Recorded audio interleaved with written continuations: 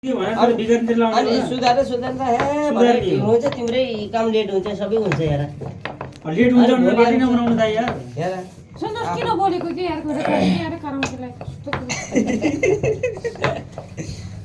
अनि तपाईँले के त अनि घरमा भाउजूले भोट हाल्नु जाँदाखेरि के मार्ने भने क्या जेसुकै भए हाल्छ मलाई कोही मतलब छैन म तपाईँलाई त भन्यो होला नि त केमा तपाईँलाई भन्यो होला नि त ए मलाई त के पनि म सोध्दै सोध्दैन भोट न उसले सोध्छ म न मैले सोध्छु आज यस्तो हो कि आज त्यो पहिला भोट हालिमा अब यसपालि के त मैले भनेको पनि यसपालि चाहिँ त्यो गाउँमा आएर 2-4 पैसा देखाएर भवन बनाइदिने बाटो साटो बनाउँछु भन्ने अनि 2-4 लाख पैसा दिएर भोट नहाल्नु भन्ने कुरो हो क्या अनि त्यसरी पैसा पर्दैन पछिल्लो उसमा घन्टीकोमा हानेछ सबै गाउँको मिलेर है घन्टीको त उसमा के अरे ऊ निस्किया रहेछ नि त के अरे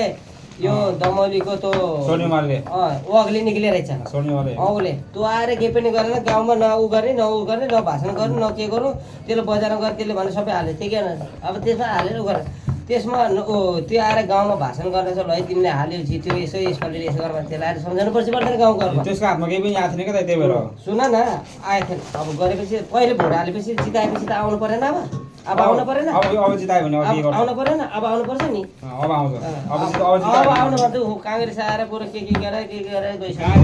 काङ्ग्रेसले तपाईँको 50 लाख भवन घर बनाउँछ त्यो पैसा भयो सरकार रानबाट सबै उठायो त्यसले उठाएर सही त गर्यो किन त्यस्तो चाहिँ कहाँ हुन्छ त्यो भ्रष्टाचार भएन नि यस्तो सही त गर्यो अब कराउँछ किन बोलेछ र भनेपछि यस्तो सुन भ्रष्टाचार भनेको कस्तो हो भने आफूले खाने अर्कालाई नदिने सबै बर्बाद गर्ने भ्रष्टाचार गर्यो भन्ने त्यसो मिल्छ अब त्यो भनेको चाहिँ जब उसले जे जस्तो भए पनि उसले बनाइदिनु जसरी गाउँमा बनाइदियो त्यसलाई भ्रष्टाचार थोरै बनाइन्छ त्यसलाई भनिन्न नि गाउँमा आएर पैसा बनाएपछि त्यो चुनावमा आउँछ पैसा मान्छन् नि त्यो भ्रष्टाचार भएन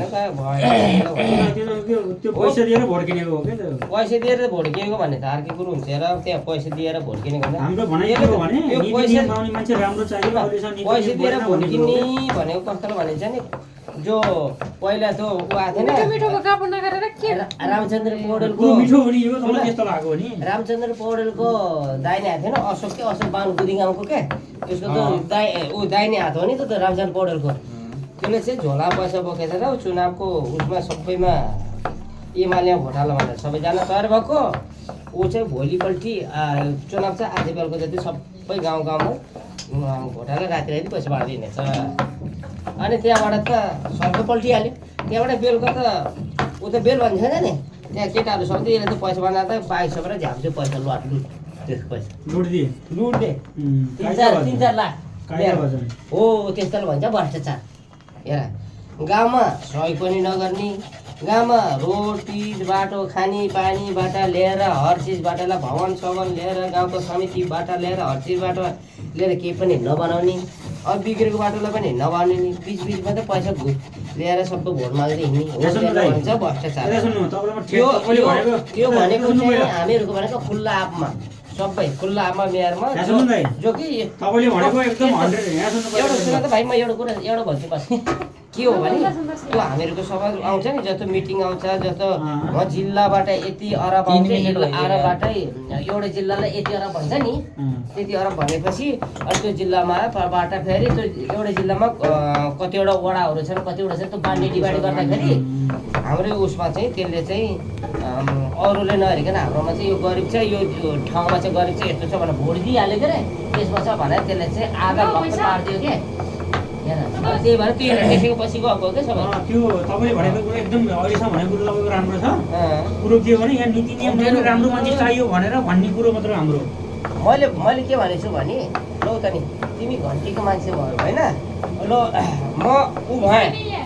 तिमी गएर है घन्टीको मान्छे गएर त्यहाँ यो यस्तो ओ यस्तो बुढाबुढीले त सम्झाउन त धेरै टाइम लाग्छ नि लाग्दैन लाग्छ यसरी भनेर गएर सम्झाएर मन खाने हो क्या मान्छेको सबैभन्दा सबैले यस्तै सोचियो सुन मन खाने हो क्या बुढाबुढी पार्टीलाई बहुमत दिनै पर्छ राम्रो गर्नलाई तिमीले आएन भने आधी काङ्ग्रेसले आधी एमालेले जित्यो भने त्यो सरकार बन्दैन त्यो त गाउँघरमा गएर बुढाबुढीलाई सम्झाएर गऱ्यो भने चाहिँ हुने हो अब त्यो जुन सरकारको मान्छे जहाँ ल्याउँछ नि त्यसले चाहिँ बजारमा मात्र भन्ने गाउँघर गएर नभन्ने भनेपछि कहाँबाट हुन्छ त्यो भनिराखेको छ हामीले नदेखेको हो। भोट भनेको चाहिँ कस्तो भने गाउँघरबाट आउने जतिसुकै भयो सहर बजारकोले चाहिँ दिँदैनन् किन सबै बाइकमा ल्याएर हुर्र जान्छ कहिले को पार्टीको कहिले को पार्टीको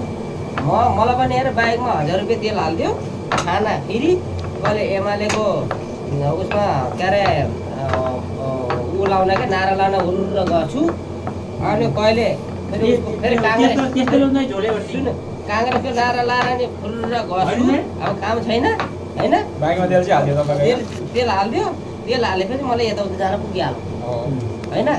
र म झोले नबनेको सिधा साधा बसेपछि के भयो सिधा साधा भएर मलाई के मिल्यो त्यहाँ गएछ तेल चाहिँ मिल्यो गाडी बाइक बुढाउनु पायो है बाइक चलाउनु पाइयो। त्योभन्दा त बरु के पनि नगर्ने त्योभन्दा त बरु के पनि नगर्ने सन्यासी बनाएर अब तपस्या बसियो भने रुखा बस्यो भने कसैको कुरा सुन्न जाने कसै सु गरेर सबै बस्छ कागमा पनि त माथिबाट कागले हुँदैन नि फेरि यार यस्तो हो कि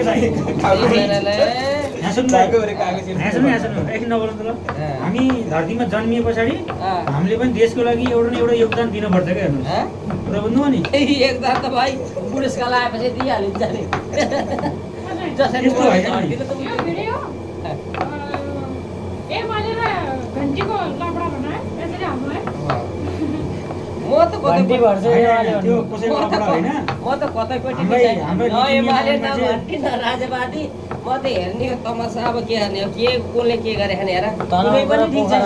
एमाले र घन्टीको घामा घमसी कुनै पनि ठिक छैनन् क्या हेर तनाउ भर्सेस पोखरा कुनै पनि ठिक छैनन् हामीलाई अरू के होइन पहिलो कुरो एउटाले म गर्छु भनेर अर्काले खुट्टा तानिहाल्छ राम्रो मान्छे चाहियो क्या हामीलाई। हँ? नीति नियम बनाउने राम्रो मान्छे चाहियो। राम्रो अनि मान्छे घन्टी कहाँबाट पार्टीले खोजेर ल्याउँछ बहुमत त चाहियो। कहाँबाट खोजेर ल्याउँछ राम्रो मान्छे जोसेलाई राखेको हुन्छ हँ? जोसेलाई बनाइदिनु नि मलाई बनाउने के हार भेनालाई बनाइदिनु भाइ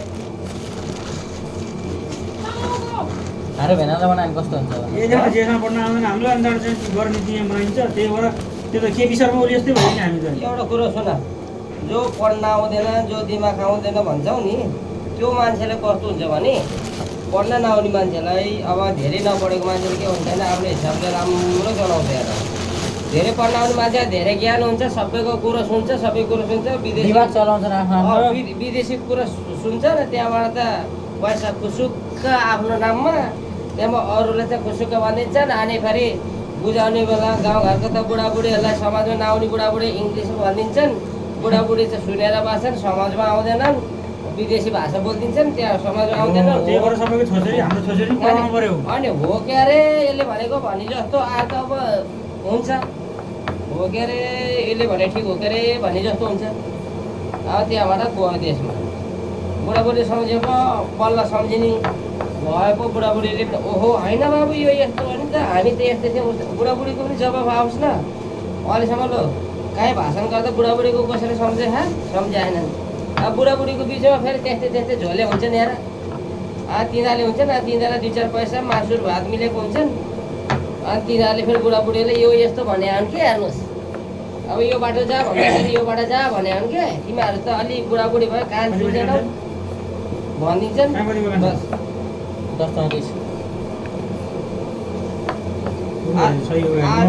आजभोलि बुढाबुढीहरूलाई अब कति भयो अब अहिले हेर खास भन्नुपर्ने हो भने नेपालमा त्यति अत्याचार नहुने हो भने चाहे दलित हो चाहे नहोस् 60 वर्ष पुगेको मान्छेलाई चाहिँ सबैलाई भत्ता मिल्यो भने त्यो चाहिँ नेपालको सबै बराबर एउटा बाबुआमाको खाँदैन बराबर दलित जातिलाई चाहिँ भत्ता आउने अरूलाई चाहिँ 70 वर्षपछि भत्ता आउने भनेपछि त्यो हेराफेरि भयो जस्तो होइन अरू कुन चाहिँ नियम कानुन छ त्यो कुन चाहिँ नाम बनाएको सबै जात बराबर हो भने त अहिले चाहिँ कोही घन्टी भन्ने कोही एमाले भन्ने कोही राजवादी भन्ने कोही माओवादी भन्ने अब त्यो भने के हो आफ्नो स्वार्थको लागि सबै भने आउने यदि स्वार्थ नहुने हो भने सबैलाई बराबर नेपालको जनता एउटै बाबुआमाको होइन त्यो छोड्नुहोस् अब सबैले यसरी विश्वास गर्न छोडियो भने त चलाउने कसले गर्ने कसले होइन कसले यस्तो चले अब कुन चाहिँ चलाइराखे अब हेर अब आफू पनि नजाने अरूलाई पनि दोष लाउने हेर्नुहोस् त्यो त मिलेन नि त कुरो आफू पनि नगर्ने अनि अरूलाई पनि दोष लाउने अरूलाई पनि विश्वास नगर्ने भएपछि कुरो हुँदैन क्या हेर्नुहोस् सधैँभरि एउटै मान्छेले गर्दा हुँदैन क्या त्यही भएर नयाँ चेन्ज गर्नुपर्छ भन्ने कुरा हाम्रो सबै बराबर कसो चाहिँ अरे जति पनि नयाँ चेन्ज गर जति नयाँ गए पनि उत्तिकै भएर उही भयो जति नयाँ चेन्ज गरे उति मान्छे त्यो सोचै गर्नु भएन क्या सुन न, जति नयाँ मान्छे जति नयाँ चेन्ज गरे उति मान्छे मर्दै खाने जनता मर्दै खाने हेर नयाँ कुरा जनता मर्नु भएन क्या आफ्नो जनता मर्नु भएन 35 वर्ष केपीले चलाइसक्यो हँ? त्यो केपी ओली भेला केपी ओली भएको बेलामा मात्रै त मान्छे मरे बालुसार आएर मान्छे मरे छैन हेर्नु रवि लामिछाने आएर मान्छे मरे छैन बालेसेना आएको बेला त सर भवन भडामभुङ भइसक्यो त खै त बालुसार कहाँ सरकारमा आएको छ नि कति त्यो पुस्तक आफ्नो ओडामा मात्रै आएको के बालुसार कति पुस्तकबाट भइसक्यो कति पुस्तक भइसक्यो त्यो बेलामा कति पुस्तकको त ऊ छ के अरे कागजपत्र थियो बिचरा कतिको रिकर्ड थियो कति ऊ भयो थियो सबै खै त यस्तो पनि गर्ने हो अब तिनीहरूले पनि सोच्नु पर्ने हो नि त अब त्यसको त्यो लागि सरकारले गरेको कामलाई त्यो आक्रोशमा निस्किएर त्यस्तो भएको के हेर्नुहोस् हो हो नि त्यो भन्यो नि जस्तो तिमी हामीले यसरी सम्झिनुपर्छ तपाईँ आएर राम्रो काम गरिदिएको भए सरकारमा अहिले आगो लाउँदैन नि त त्यसमा तिमी हामी आएर काम गर्ने होइन के तिमी हामी आएर कोही काम गरेन तिमी हामी जस्तै मान्छे भन्नु खोजेको कि तपाईँ गएर गर्नुपर्छ भन्ने कुरो होइन हो तिमी हामी जस्तै राम्रो हुनु पर्यो भन्छौ नि तिमी हाम्रो जस्तो राम्रो भएर त्यो नेता राम्रो हुन पर्ने तिमी हामी जस्तो राम्रो भइदियो भने त भवनै जल्थेन र मान्छे मर्थेन र त्यो नेता आफै झगडा गरोस् उनीहरूमा जो सक्नु भने त नेतालाई भिडाइदिएको भयो त्यही सबै नेताले एउटा खोरमा हालेर राखिदिएको भइहाल्यो नि त्यही नेता अब त्यही घरमा हामीले नेतै उहाँ सरकारमा छन् कि नेता भन्छ जनता जान्छ नि त पहिला त्यो जनता गएर त भिड्यो नि त जनता जाँदैन जाने जुन नेता छ चुनावको बेलामा भोट हाल्दै जाँदैन सबै घर बस्दैन चुनावै भोटै नहालेपछि कसले जित्ने हो एकलौटी जितिहाल्छ नि एकजनाले एउटा भोट हाल्दै पनि जितिहाल्छ अनि जसले जित्छ त जाँदैन आयो नि हाल्दैन हाल्ने नि कसैले पनि नहालेको एउटा कुरो त्यही त गरिदिनु त नि कसैले नहाल्नु यी नेताहरूलाई चलाउने कसले फेरि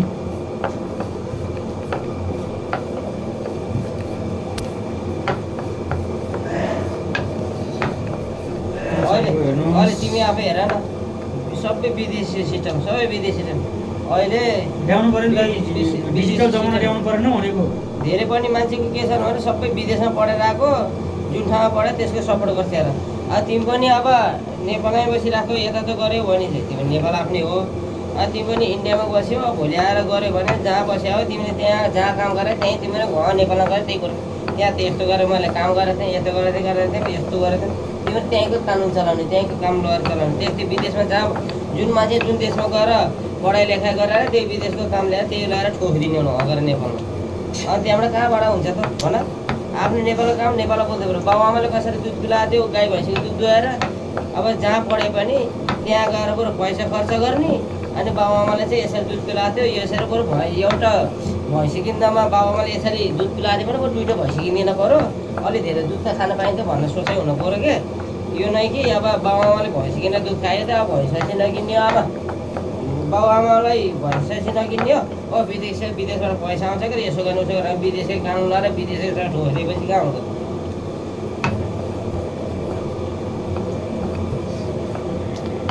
त्यही कारण विदेश जुन मान्छे जुन देशमा पढ्यो त्यही देशको दिमागलाई त्यहाँ गएर ठोक्ने हुन् अनि नेपाल कहिले चल्दैन नेपाल चल्ने त्यो छैन अब फेरि मान्छेको फेरि धेरै जसो आज फेरि बस्ती दिमाग चलाखान भने हेर नेपाललाई भेडा बाख्रा जस्तो सम्झेर धर्मको विरुद्ध ल्याएर उचालेर धर्मको विरुद्ध गरे होइन धर्मको विरुद्ध ल्याएर धर्मको विरुद्ध गरे बेकार सबै धर्म मिलेर बसिराखेको छन् आफ्नो इच्छा धर्म भनेको आफ्नो इच्छाले गर्ने हो हेर कुनै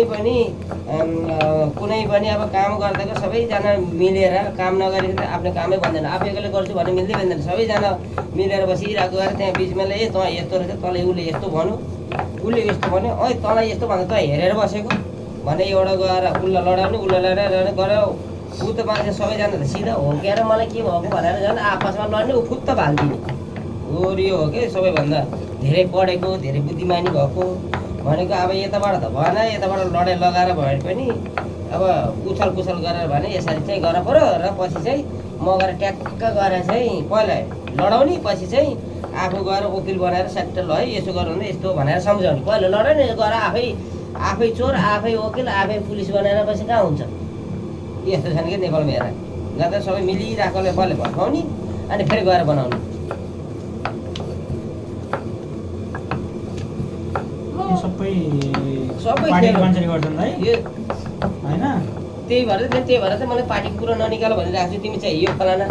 त्यो घन्टी पनि पार्टी होइन, त्यो घन्टीको भयो भने पार्टी भनेको त्यो भन्दा भर्खर आएको पार्टी हुन् कि दाइ भर्खरको पार्टी यिनीहरू सरकारमा बसेको ए बाबा पहिलोको पार्टी पनि पार्टी नै हो, भर्खरको पनि पार्टी नै हो। भाग लगाउने भन है हामीलाई नि अरे पार्टी कुरो नि पार्टी नै हो। तपाईँ 2 वर्ष पार्टी आएको 2 वर्ष भयो